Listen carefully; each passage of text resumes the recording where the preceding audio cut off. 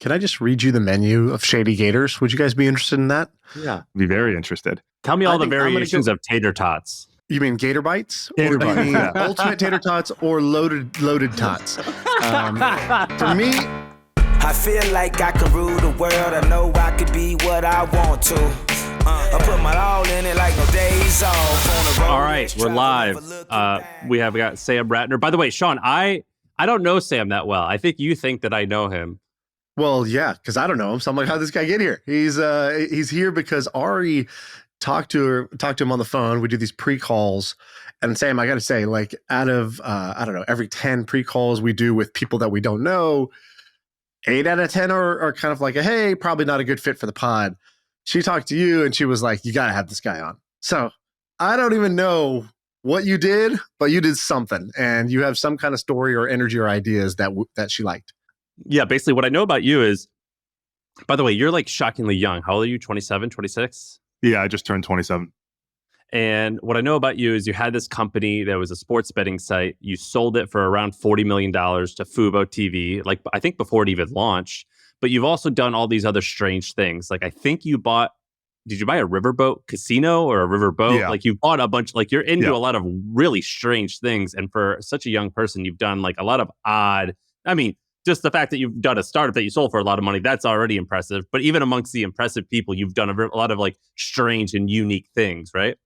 All right, so let's start with that. You drop out of college and you start a company that you end up selling for. Can you say how much you sold for? Yeah, it was 40 million. Okay, so you drop out of college, you build a company, you sell it for 40 million. At that time, you must have been pretty young. How old were you when you sold? 23. Okay, great. So 18 to 23-ish. What was the idea and how did you make that happen?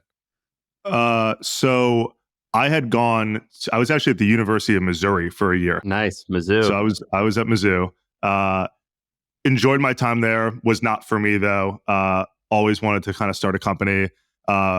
When I dropped out, I didn't really have the exact plan yet, but I did always play a lot of online poker. I was very active. I was the kid with 12 monitors playing online poker in the dorm rooms. So I kind of knew the community a lot. And, started hearing whispers of them legalizing, gaming nationally here in the United States, lifting the federal ban, if you would. And I thought the market would shouldn't evolve much differently than it does overseas, where it's very part of the culture. You can bet when you're 18, sometimes 16, you're betting, at the Arsenal game inside the stadium. But here, there was like a stigma to it. If grandma says she buys a lottery ticket, you're like, you don't think anything. But if she says she took the Bears spread, you're like, grandma, what the hell are you doing? So I thought if that would be the case, I just sat down and essentially just wrote out for hours how I thought the market would evolve. And my conclusion was that there will be early players. You'll have DraftKings and FanDuel. They have, audiences in fantasy, but that it really would end up being dominated by either the brick and mortar casino companies or the media companies, which is now just playing out with ESPN and stuff. And to date, all the technology had been built overseas because it's been around for 50 years, but it was like built in the early 2000s where you had like these desktop applications to place a bet. And then to get to mobile, they just like compressed it into a mobile experience. They didn't like rebuild it. They didn't rebuild it native iOS. It didn't have any good API functionality to have ticketing and merchandising and these other things. So I said, what if I just rebuilt all that and then called these big companies and said, hey, don't white label this garbage from Sweden, and pay some huge rev share. What if we just do a deal? Can you pause there for a second? Yeah. So you're describing what sounds like a pretty sophisticated process. You're like, I heard, that there's this inflection that there maybe it was going to get legalized. So I started thinking ahead of that. And then instead of just jumping right in with my two dumb friends and starting to build a product, I wrote down how I thought the market would evolve. And then I realized that my good go-to-market would be to kind of undercut these rev share competitors with a mobile-first product on the platform. Dude, you're like 18, 19 years old at this time. I couldn't figure out how my night was going to evolve, let alone how a market was going to evolve. Like, was this your first rodeo? And why were you so good at it at that time? So in high school, I ran a snow removal business, which natural pivot. And so I had been, you could call it in business in a very rudimentary way. We were plowing driveways, but we had hundreds of houses. I kind of knew how to build a business. And what I realized, although I learned a ton, I'm like 15. I'm learning what insurance is because some woman slipped on salt. I'm learning how to, finance, trucks to get plows. Like, so I kind of had this business sense. And by the way, when you're talking about plowing, you're not talking about shoveling. You just said financing trucks. Yeah, like the plows you put on the front of trucks. Got it. Okay. Yeah. So you were sophisticated. You were going door to door to get these customers for your snow business? How'd you get initially. customers? It was me and a good friend of mine, Ilya, who's now David Dobrik's right-hand guy, Ilya Fedorovich. We went to high school together. I went to Vernon Hills, which is where they went. So Ilya and I built this snow removal business, and we'd be like at used car lots negotiating for plows, essentially. But what I learned from that... How much were you making back then, 15, 16 years old? I think we did like 50, 60 grand for the winter or something like that. So, and I couldn't drive. That was a big problem. Ilya only had his permit. I didn't have a license, so we couldn't really get anywhere. There was no Uber, or at least we didn't have debit cards. So like we'd like walk to like Mundelein, which is like the neighboring town, to like go look at the plows. It was complicated. But what I learned from that is you could scale that business and actually do really well from a cash flow perspective, because candidly, most people don't want to be in that business, or they're like 60 years old and they've been just driving the same truck for the same couple commercial lots. But what I learned is there's no value. It can't scale that well, that large. And I was just always interested in like, how big can I make something? And I had that itch to do that. So then I thought, well, if it's easy, there can't be any value in it. If anyone could just get into it, well, then there's inherently zero value long term, like big, if you want to build billion-dollar businesses. So when I thought gambling could be big, it would have been very easy to be like, oh, we're going to have a fantasy site that is slightly different and you can pay to play, and it also includes NASCAR or something. And like all those things, just to me, it's like, how does that get to 500 million in revenue? I don't see it. I'm not interested. So I knew I had to really sit down and think, how will the market evolve? And then I literally just looked at what are the pieces of this evolution that, because it's such a headache or capital intensive, no one will ever want to touch. And then because of that, it should actually end up being slightly less capital intensive because no one wants to do it. And then you have value. It was my thought, essentially. And when you dropped out, was that a easy decision for you to go do this gambling company? Was it hard? And basically, how did you live? Because I always wonder this, when people drop out of college, college is it's a bubble that's like, here's your bed, here's the bathroom, here's the library. This is your place. And then when you drop out, you're like out of the system. You're neither at home nor are you in school. So what was, how was the dropout? It was definitely, my parents were not thrilled, as you can imagine. And when you go home, it's like when you grow up, you're my son, I love you. And then when you turn 18, you're like that guy in the house. You're like, what are you still doing here? So I went home and lived with my mom. Although I went to Starbucks every morning and worked from whenever they opened, 5 or 6 a.m. until they closed at 7. And then I'd go to Lifetime Fitness, and there were no yoga classes after 8. So I would work in the yoga studio upstairs at Lifetime, and they had free coffee, free all that stuff. So I kind of had like an office, and it kind of got to the point where I started leaving my stuff as like a setup in the corner. And I think the instructors thought like, oh, that's someone else's class. And it was just like my laptop and monitor and computer. So I worked out a Lifetime for like a year or two. And it was cheap because, Lifetime, whatever, I was under the 28 age. So I'm playing like the reduced thing.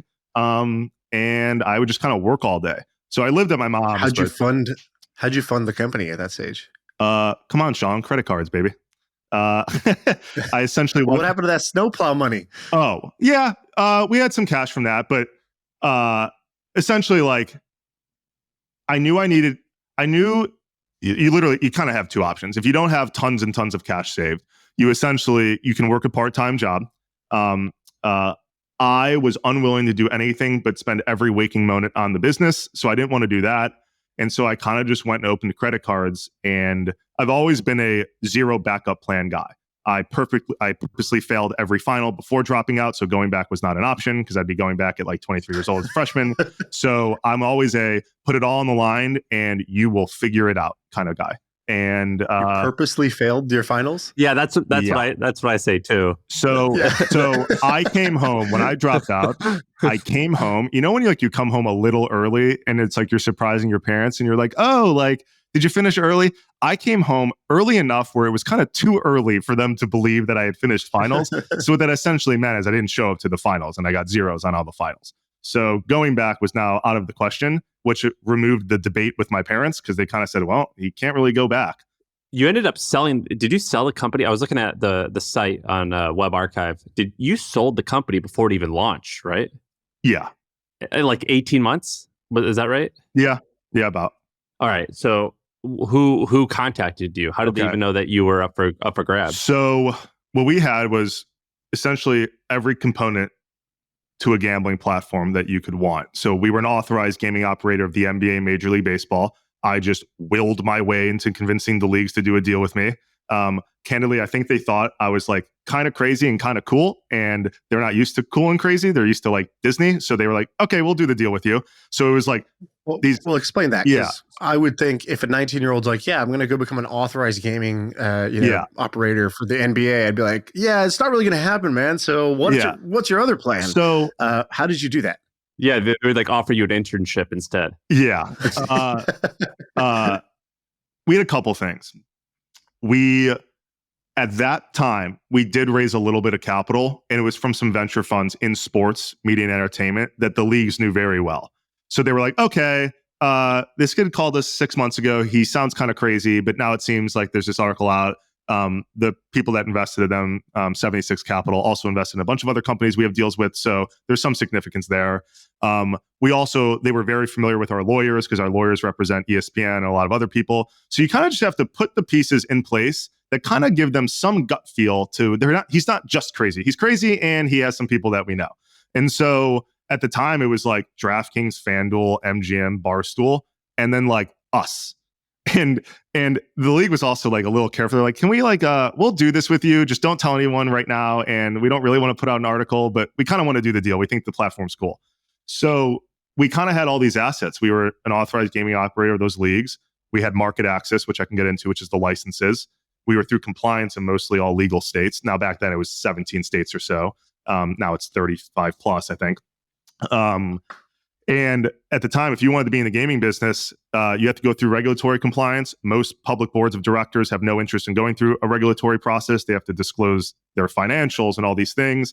So, and they also didn't know the business enough. You can be a big public company, but if you want to have a book in Jersey, you have to go down to Atlantic City and sit in an old room with regulators and lawyers and convince them as to why they should give you the license. And so it was just like this old school process that they were unwilling to go through. And we kind of spent the money and went through the pain of building the platform, getting it through compliance, getting the licenses, getting the deals.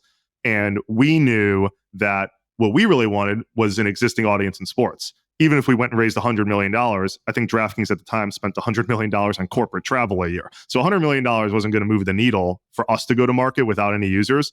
So we started talking about a joint venture with a handful of companies. And at the time, Fubo TV had just gone public. They put out a proxy. They wanted to be in the gaming business. And my phone rang, and it was Fubo TV, and they wanted to talk about a deal. So so they bought you for, I think I read the SEC filing, so like just about close to 40 million. What'd you do with the money? I have it. What do you mean? Well, I mean, that's a lot of money for anyone to get, particularly for a 23, 24-year-old. What'd you invest it in? I'm mostly in the market, and then I have these small, random, crazy investments that I feel really good about. But I'm mostly in the market. I'm pretty long. Here's why I'm long in the market. If I want to do other things with the money, I'll simply take a loan against my portfolio and then take the risk. If you sell the stock, now you have a taxable event. You get less than, if you wanted to put $1 million into something, you can either sell $1 million and have some huge taxable event and a headache to deal with paperwork, and then you invest. And then if it goes to zero, you're screwed. Or you take a line of credit against your portfolio, say in an index fund like the SPY. And if I need $1 million, I'll take a line of credit. They keep $1.2 million as collateral.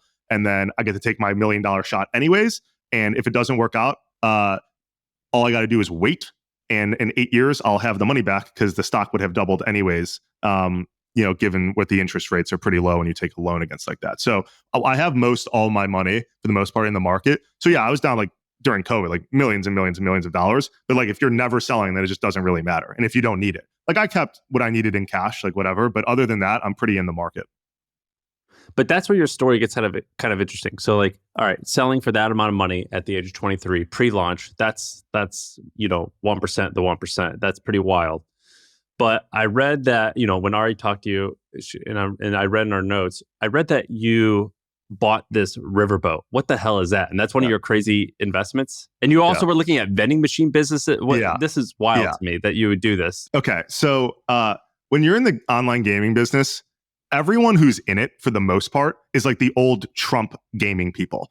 All the regulators are the same. One time we got a document and they sent us the wrong copy because my partner Scott Butera's name was when he was president of Trump. So they sent us a Trump Entertainment Resorts form. Like the regulators never change. So while the business is techie, you could call it, the industry is not. So everyone you meet has been in this casino business for 50 years.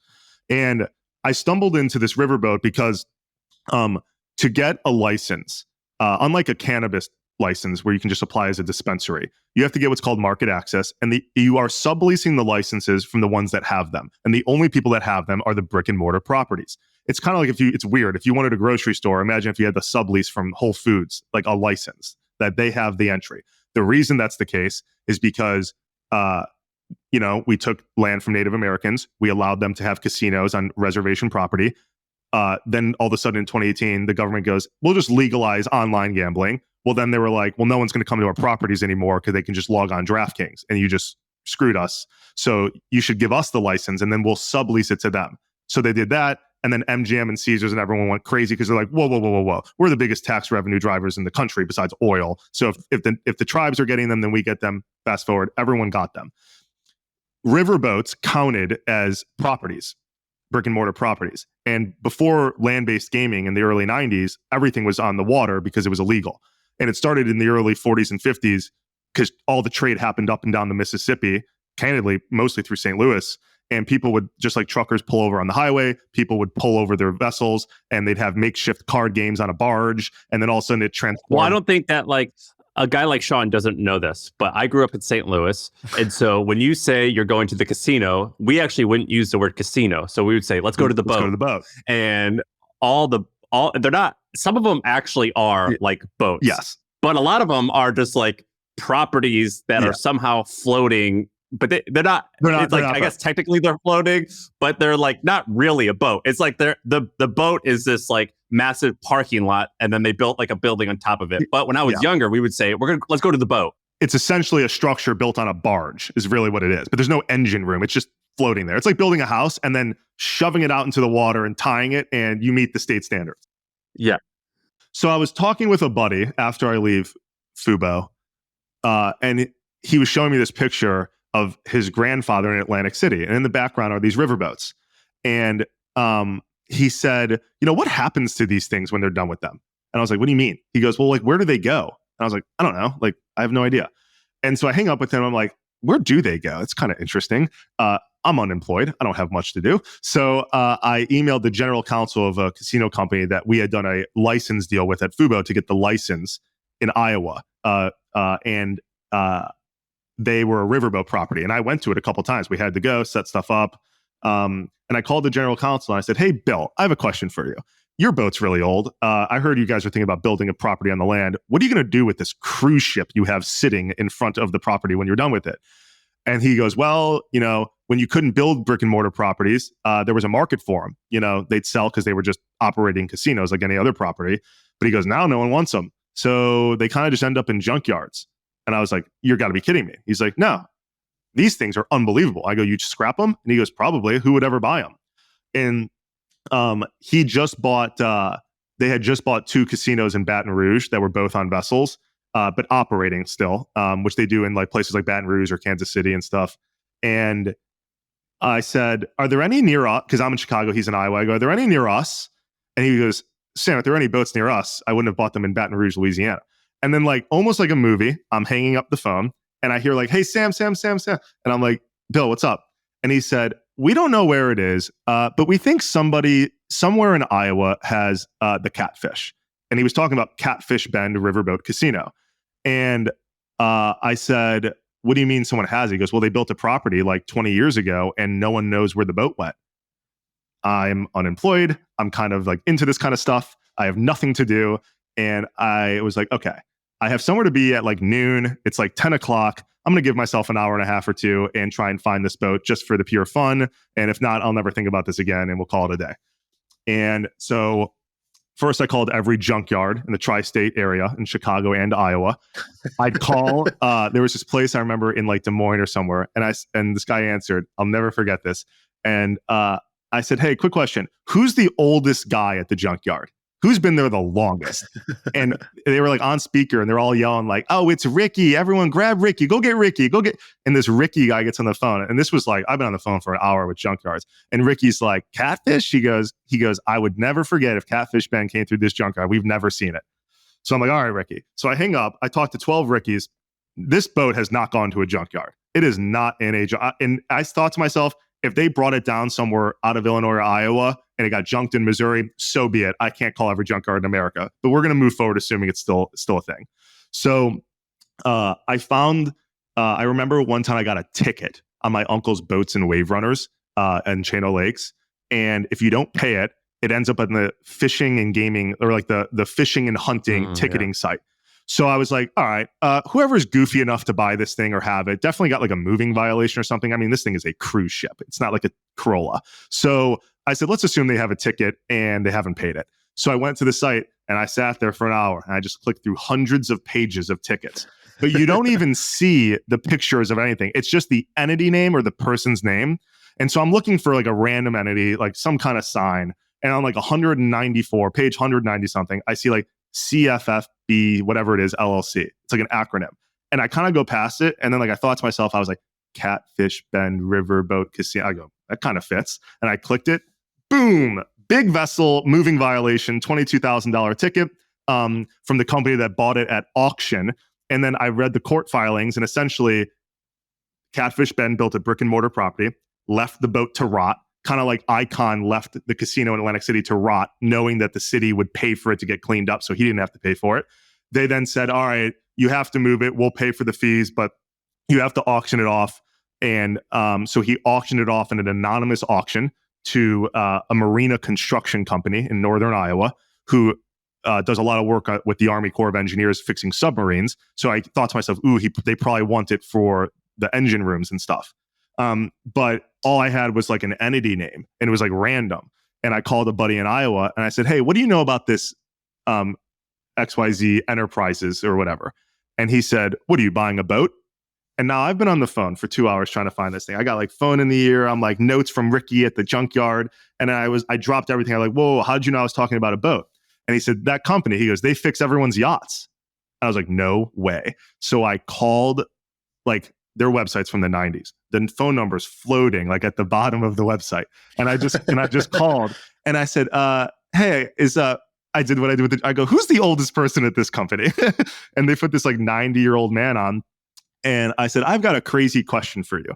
And I swear to God, he cut me off and he said, tell me you're looking for the catfish, baby. And I said, do you have it? And he was like, yeah. He goes, I have it. I've been looking at it every day for 20 years. I said, wow. I said, no one knows you have this. Like, why? Like, no one knows where it is. And he goes, yeah, like, we're quiet, like, whatever. And he said, why are you calling me? What do you want to buy it? And I think my wife heard in the other room and she looked at me like, you are not buying this thing.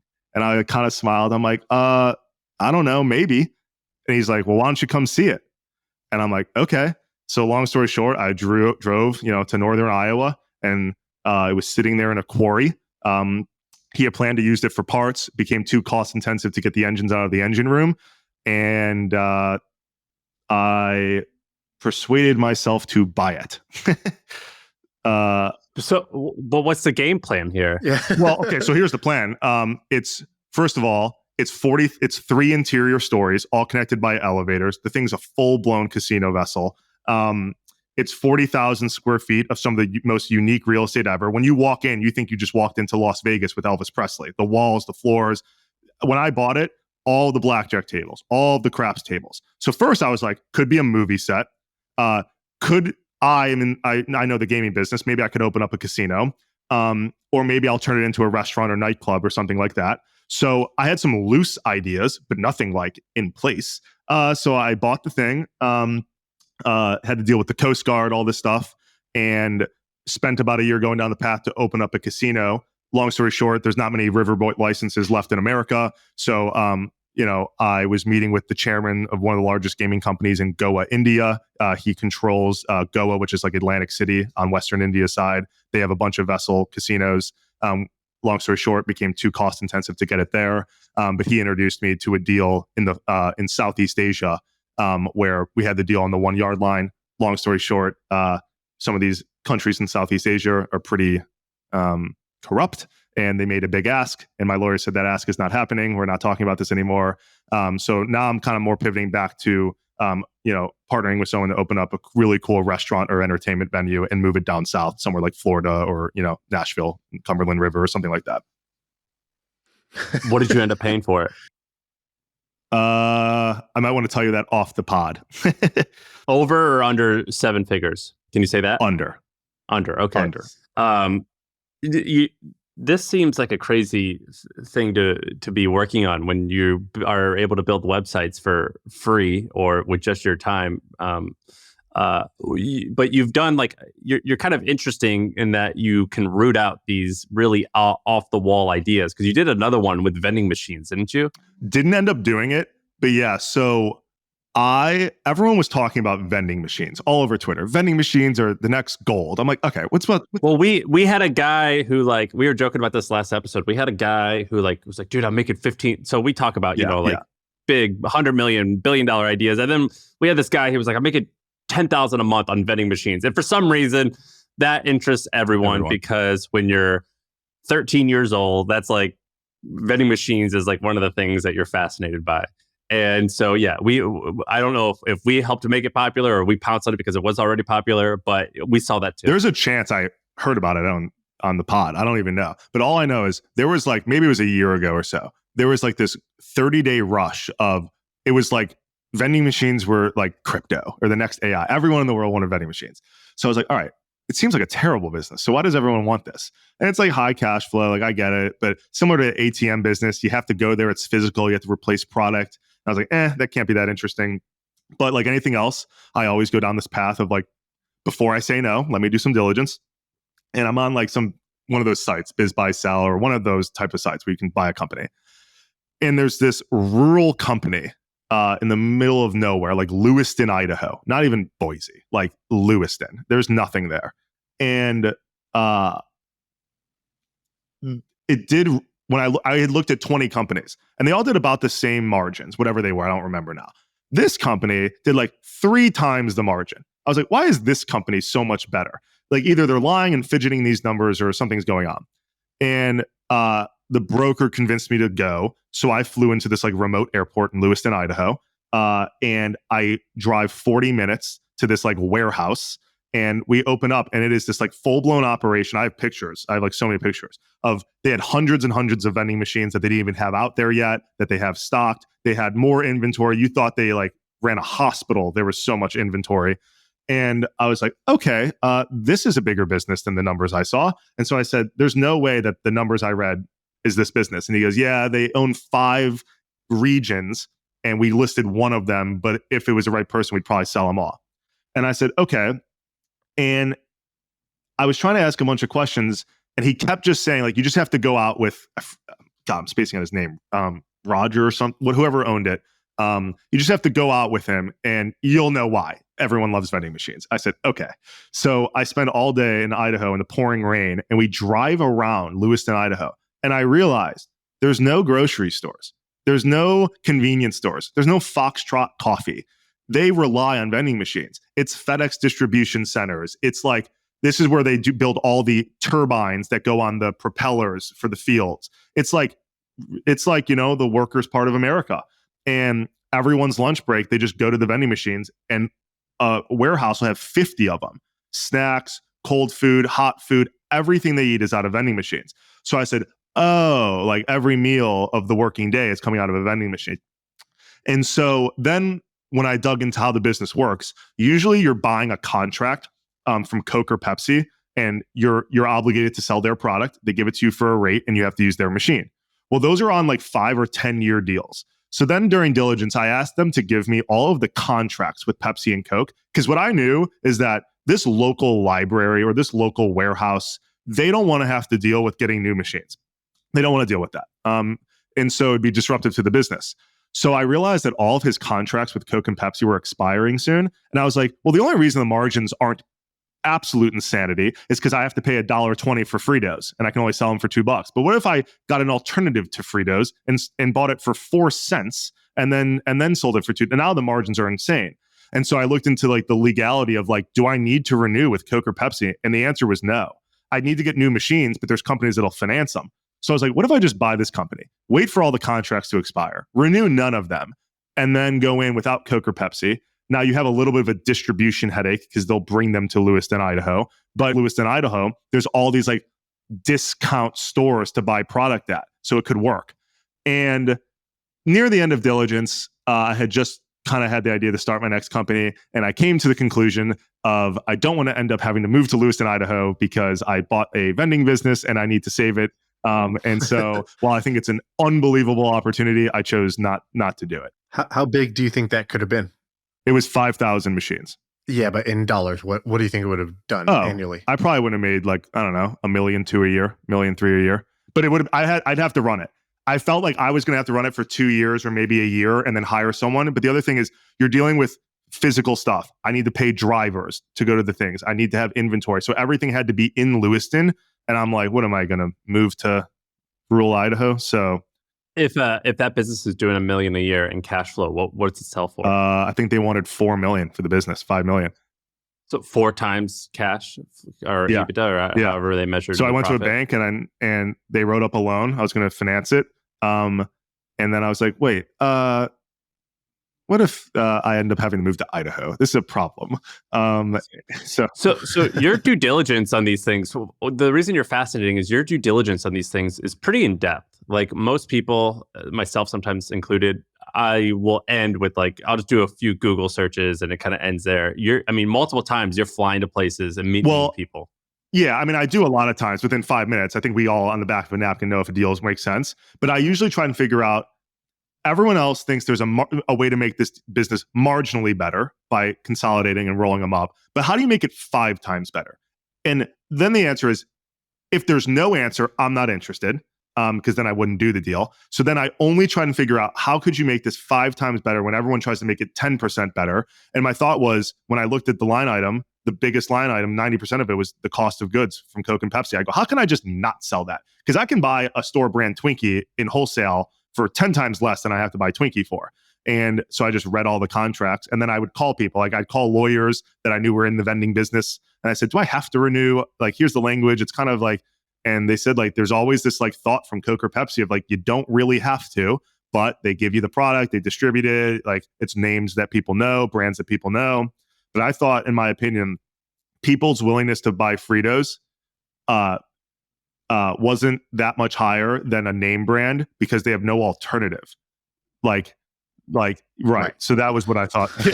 They're at the job. And honestly, I could also lower the prices and those people would have been thrilled. And I talked to them. I'd go in, I'd be like, hey, is it cool if I like talk to your employees real quick? I was at like a distribution center and the guy's like, sure, just like, don't take my vending machines. Like, that's all. I was like, okay.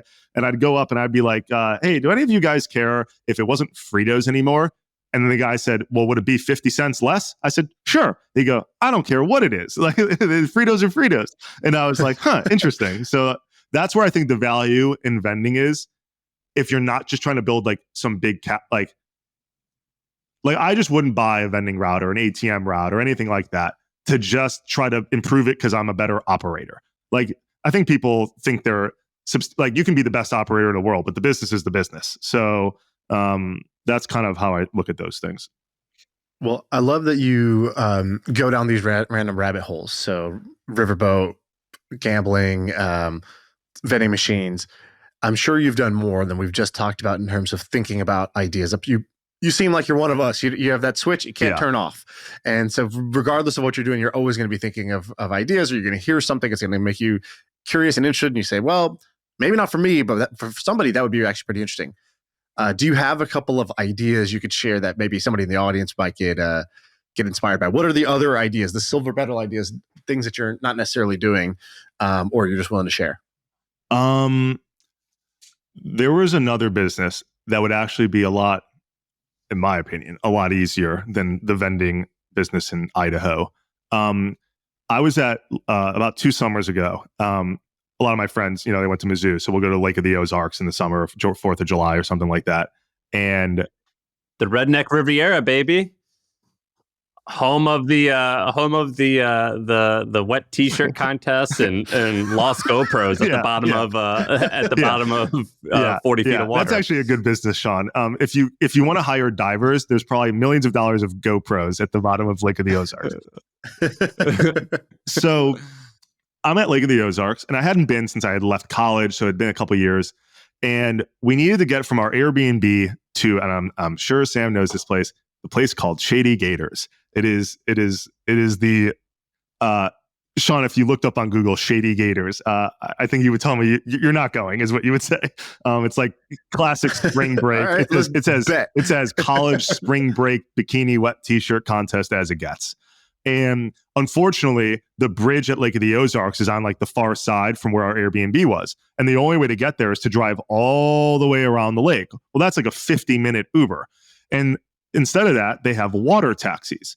And I didn't even know about this. And my buddy's like, yeah, just call a dispatcher. Like they'll send a water taxi. What am I, in Venice? I was like, okay. So we call this guy, and like 7 seconds later, he pulls up to our Airbnb in the water, and we just get on. And all my buddies were drinking, and we're on their way there. And all I can think about is how much is this guy making right now? And I said to my buddy, I said, how much are we paying him? I whispered, and he's like, it's $250. We split it between the 5 of us. I go, I'm sorry. This is like a 3-minute ride. 3 minutes tops. And I go, and he just goes around. And so I couldn't help myself. I asked him, I said, hey, do you like own this thing? And you could tell he was driving it, but he did own it. But he didn't want people to realize that the owner was driving. He wanted it to feel like it was a company. He has the brand on the boat, like all this stuff. And he was like, yeah. He was like, we own it. Yeah, he said we. He said we. Yeah, he said we. So all my buddies are like getting off, and they're running in the Shady Gators. And I am just locked on this guy. I go, hold on a second. I was like, it's $250. It took 90 seconds to get us here. And he's like, yeah, it's seasonal because it gets cold here in the winter. But he's like, we spew cash all summer and spring and summer. I said, what does spew cash mean exactly? And he said, well, I have 3 boats. And he goes, all I do is I have a dispatcher, and she sits behind a monitor and has like a live feed, because they have like they put like a drone up there with something, so she can see where all the boats are, and she has the GPS. And when people call, she can see their IP address, because when you call into the dispatcher, it's like some platform that shows you. So they know where people are on the lake, and then she'll load it into their thing on the boat to go where to go next. And a lot of these boats have like GPS. So you just click accept, just like you do on Uber, and they drive around. And I'm like, okay. And I said to him, would you ever like raise capital for this business? Or like, do you need more, like, are there more people than you can get? And he said, by 10-fold. Well, how much was he making? Oh, like every boat made him like about $400,000 a summer. He had 3 of them. So he was doing like $1 million too. Yeah. And he's from, he built this from nothing. Started with 1 boat, used the money to buy another boat, but he doesn't know how to, like, he would wait too long, because he didn't know you could just like go finance a boat. He would just wait till he could pay $90,000 cash for a speedboat. It's like, you can just put down $9,000 like a car, and you'd have 10 tomorrow. So, but he didn't know how to do any of these things. So I said, if you had money, and you had 20 boats, would it be too many boats? And now they're sitting around. He goes, I could probably fill 10 boats as much as I fill these 3, but I don't want to spend the cash. I kind of use it to, I bought a house, we built a lake house, like all this stuff.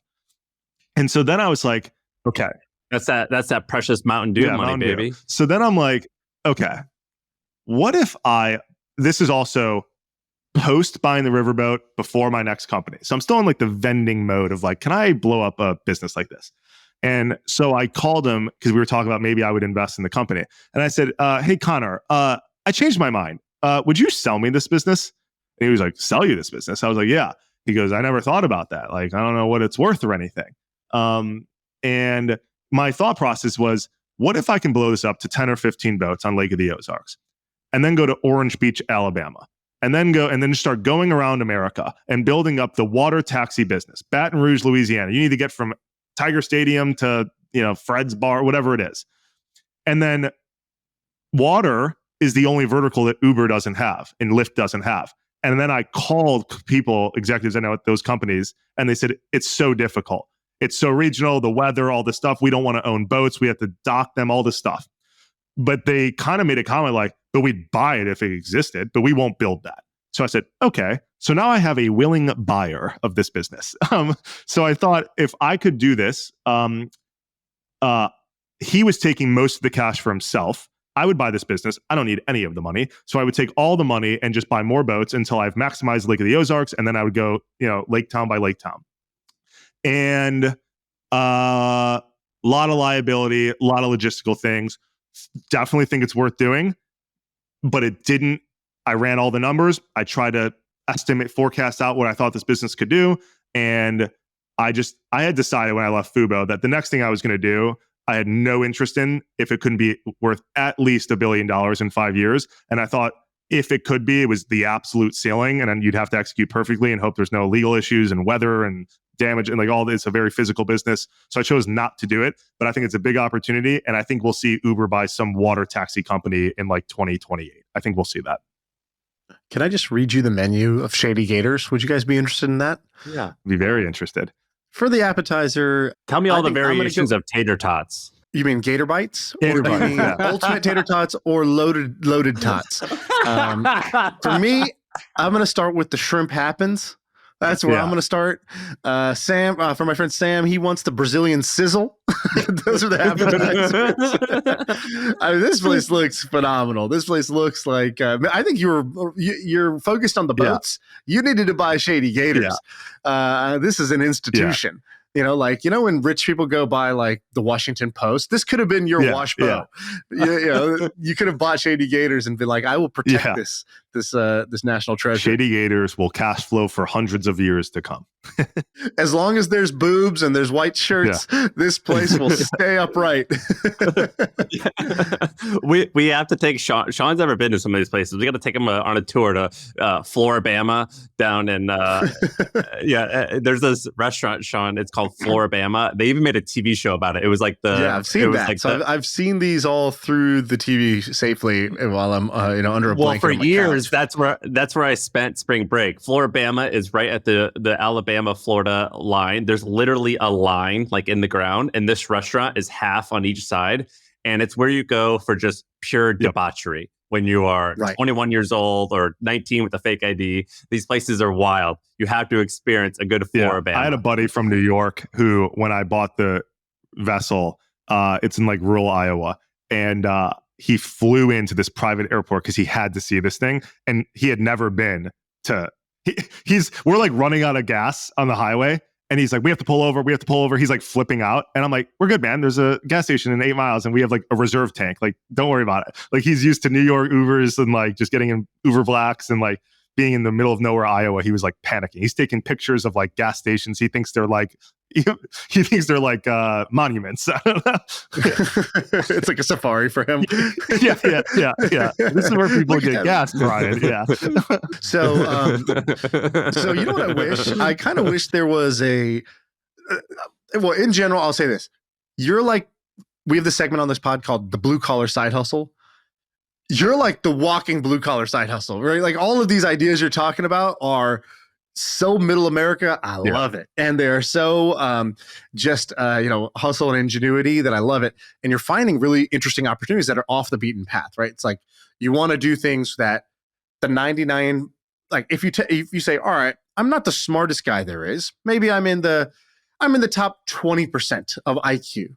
What you want is within that top 20%, you want to then go look in places where 99% of them don't look. Because now you're operating in a field of your own. And it seems like that's what you're doing. I kind of wish this existed nationwide, because what you're finding is you're finding a bunch of opportunities that you know how you would execute them, but now they're no longer worth your time or the schlep that you would have to eat to do it. You were willing to do it with your first business, but now on your third business, you're not as willing to do that. Peter Thiel did this thing called the Thiel Fellowship, where he was like, I'm going to pay kids to drop out of college if they're exceptional and they might create big things. And out of that came, Figma and Ethereum and some of the like kind of breakthrough multi-billion-dollar tech companies. I kind of feel like there should be a blue collar Thiel Fellowship where we just go and we post a flyer in a bunch of campuses that just says, sick of this shit, drop out and make millions. And let's just see who shows up. And it's going to be the person who's like, this is probably bullshit, but like, I'm down. What else am I going to do? Go to organic chemistry right now? Like, I got to see what's here. There's going to be like 8 people at the seminar. And of the 8, 5 will leave halfway through because they think it's a timeshare presentation. And out of the 3 remaining, there'll be one person who's like, oh, you're telling me that you'll help me go find a business within a mile and a half of this campus right now, that if I just like focus for 3 years can make me $9 million. All right, I'm in. I'm sitting in, I already go to, Boise State, or I already, like at where I went to school at Duke, there was this one bar. It was our version of Shady Gators called Shooters. Yep. And if anybody went and bought Shooters, it's like, guess what, sir? You now have a monopoly on the nightlife scene of Durham. Yeah. And every single student will come there. And like, this place just hasn't changed. And like, look, if the Mechanical Bull just took Apple Pay, your revenue would go up 10%. Like, there's just a bunch of easy wins that can be had just by like thinking about things slightly differently. The example I would give of Shooters would be, cool, during the day, this needs to be essentially like a yoga studio. And at night, it's going to become the nightclub. And now you're going to go from, 10% usage to maybe 45% usage. And that will be that's how you do your 5X.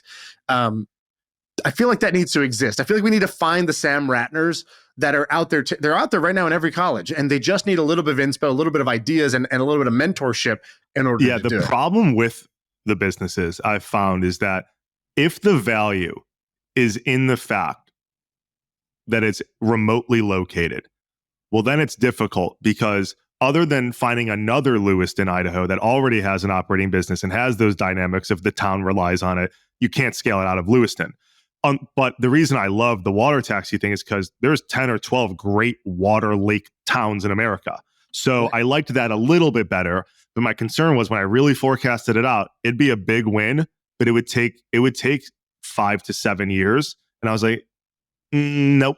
Just not willing. Just couldn't. Yeah. Right. So that's always the problem. But for someone who has, I don't want to say it, for someone who is only pure want to execute and wants to retire and have 20, 30, $40 million, I think that's a great play. Well, for a lot of people, that's not necessarily where you have to retire, but it's like when you're at zero, $7 million sounds like all the dollars. And then once you have $7 million and you're now 24 and your friends are, still paying off student debt, and you're sitting there being like, I learned so much and I have financial freedom. I can do whatever I want.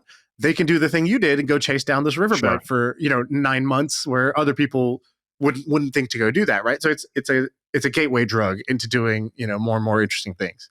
What were the other investments? You said you made 2 investments that were awesome. I assume one of them was the boat. Yeah.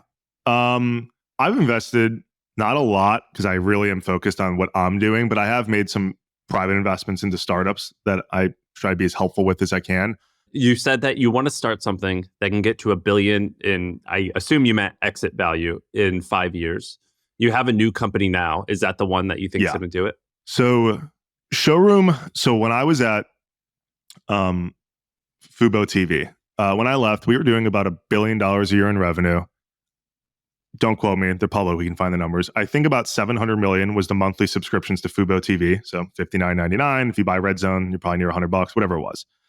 And then 300 million, give or take, was the advertising, which is when you scale a streaming business, it's the whole business.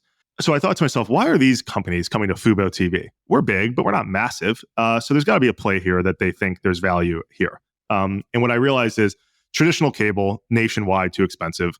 Disney Plus, ESPN Plus, and Hulu, all owned by Disney, kind of are at a scale where pricing is probably similar to being national. And we were small enough that if you wanted 6 zip codes in Nashville, we'd give it to you. And so what clearly the sentiment was from these companies was that it's very hard to get in front of consumers. Google Shopping, while is okay for a user, is unusable for a merchant because no one's outbidding Calvin Klein for the word underwear or black denim jacket. It's become way too corporate. I think like 80% or maybe 70% of the brands that buy keywords for fashion and footwear on Google Shopping, I think in their last report, I think it was like one of like a few hundred brands. And there's tens of thousands of brands. So most of them aren't on there. And I was in a meeting once with the former CMO of like a direct-to-consumer cowboy boot brand. And she made this interesting comment in a meeting. And she was like, yeah, we waste like 50 cents of every dollar we spend on Google. And I was like, whoa, hold on a second. Excuse me? I like stopped the meeting. I go, that's the craziest thing I've ever heard. I go, why is that?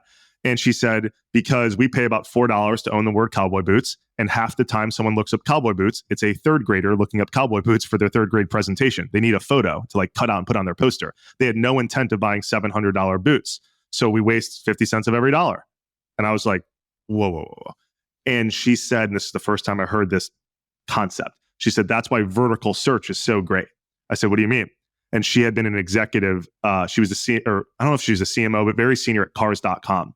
And she said, people look up Toyota on Google for all kinds of reasons. Photos, videos, they might be looking at Toyota's stock price. But if they look up a Toyota on cars.com, they're a buyer or they're a seller. There's high intent. You're not just browsing around cars.com. So I said, that's interesting. So then I was like, okay, so those are really Google's competitors, is all these vertical places to find what you want to find that has a better experience and more tailored than just traditional search.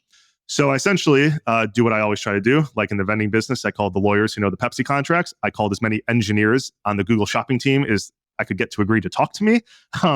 And the sentiment was, they said, Sam, we want Google Flights to be a really great experience for Google users, but not at the detriment of stepping on the toes of our largest advertisers, Expedia, Kayak. They want them to pay and they want them to battle it out. They don't think it's not a good business to be in. They would just rather them battle it out, and battle it out means pay Google to be there.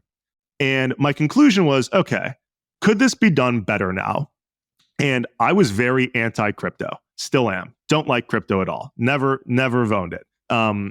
And so when all this AI started coming out, I had this initial sentiment of like, this is crypto again. I don't believe in this. I have changed my mind on that. And what I realized, I was like, if I showed you two black t-shirts and one's from Lululemon and one's from Gap, if we remove the brand names, the product descriptions, the actual copy is shockingly similar. It's just describing a black t-shirt. It's really inherent in the sentiment of the brand as to what that shirt is for. Lulu's shirt is for one thing. Gap's shirt could be an undershirt. And so your inability to have like a ongoing conversation with a language model that knows every brand and product in the world would be very limiting, and you'd end up with Google Shopping.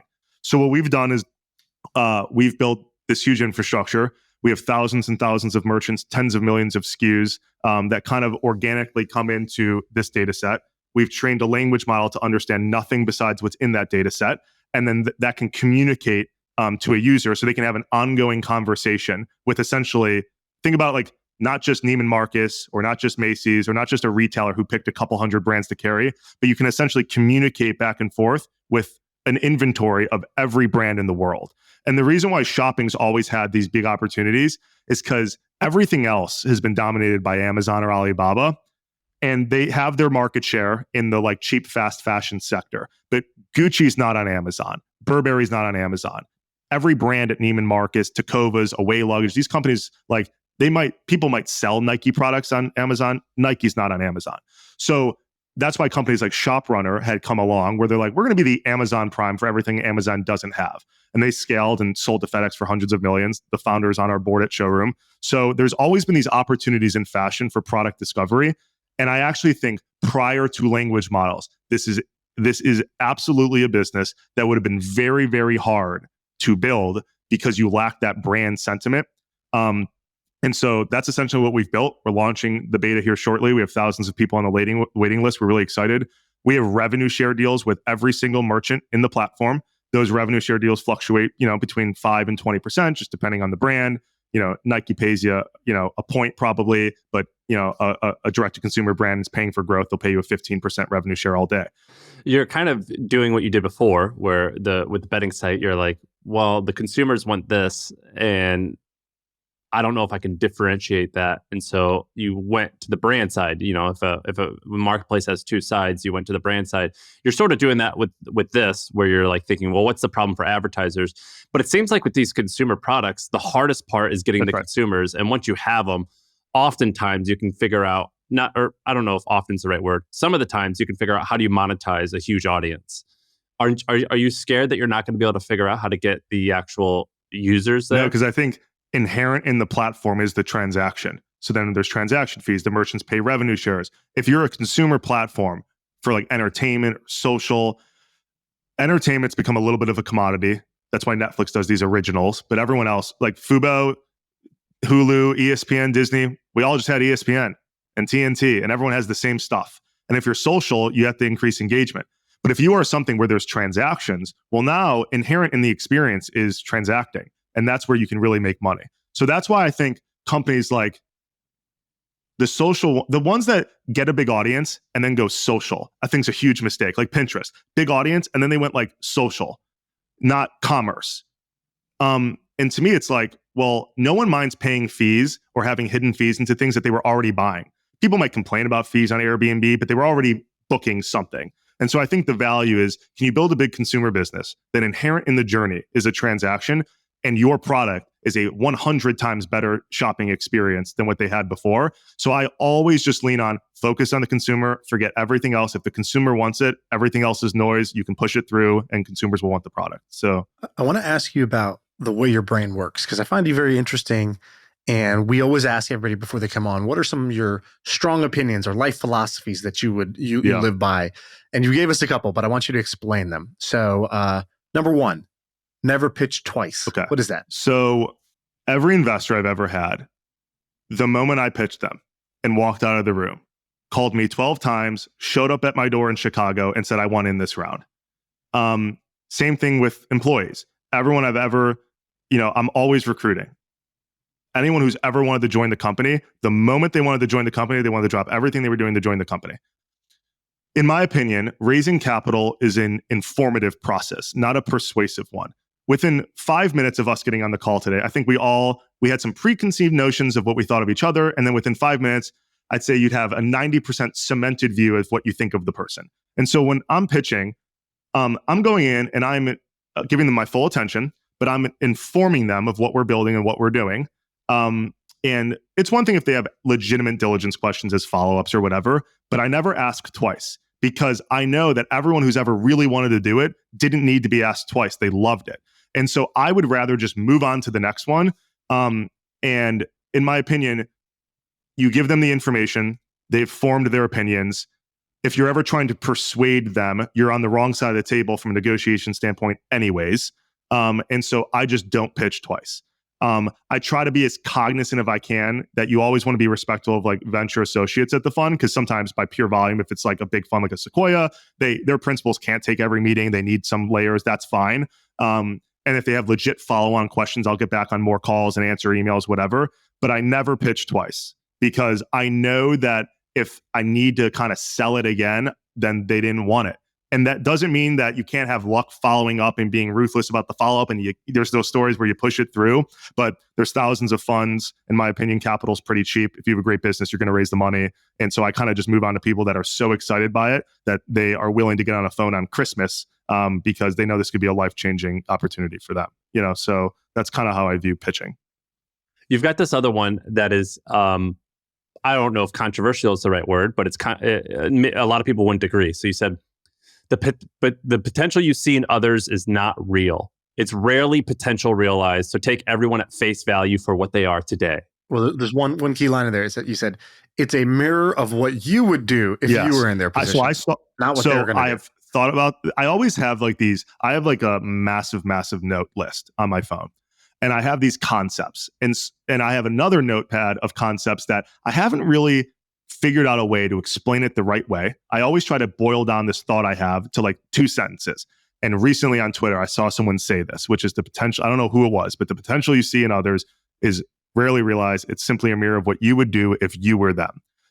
I have spent a lot of time in my life trying to, I don't want to say change other people, but I think they have such great potential. But I always feel like it's like you're dragging a bag of bricks in your backpack to the office. It's like if they don't want it on their own, you just can't change them. And what I see in them is really what I would do if I were them, but it's not what they want to do. And so I'm not saying you can't put in effort to coach people up and make them great members of the team, but that's different than if they want to be there or not. If they don't want to be there, if they don't want to box, they're not showing up to the gym and boxing for 12 hours a day to go beat Floyd Mayweather. They don't want to be there. And so if you think they're a great boxer and they show up every day, okay, you can coach them. But I just feel like it's a wasted effort, and you should take people for exactly what they are. And what do those people love doing more than anything? As much as I love running businesses and building businesses and doing things like this, what do they love as much as I love this? And can I get that task to be something in my business? Because then they're going to do great.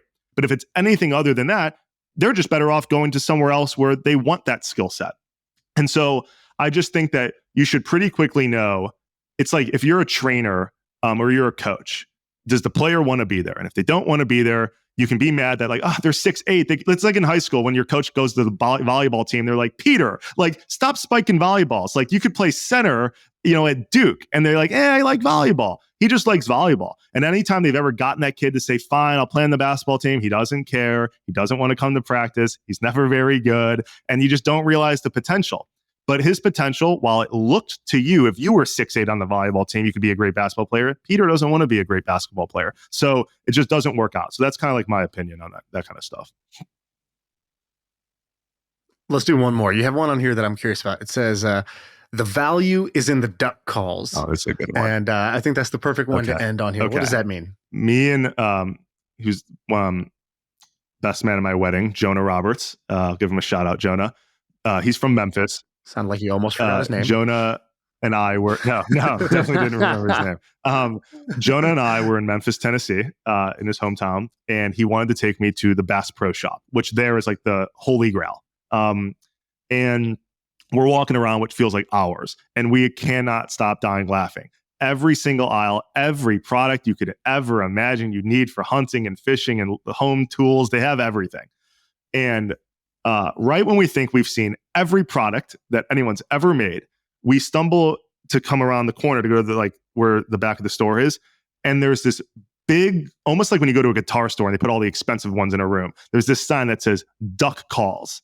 And there's like this glass door, and we open, and there's like what felt like 100,000 duck calls. They've got metal duck calls, polyester duck calls. They've got stone duck calls. They've got duck calls with two heads. They have different colors. It's like this whole economy of duck calls that we didn't even know existed.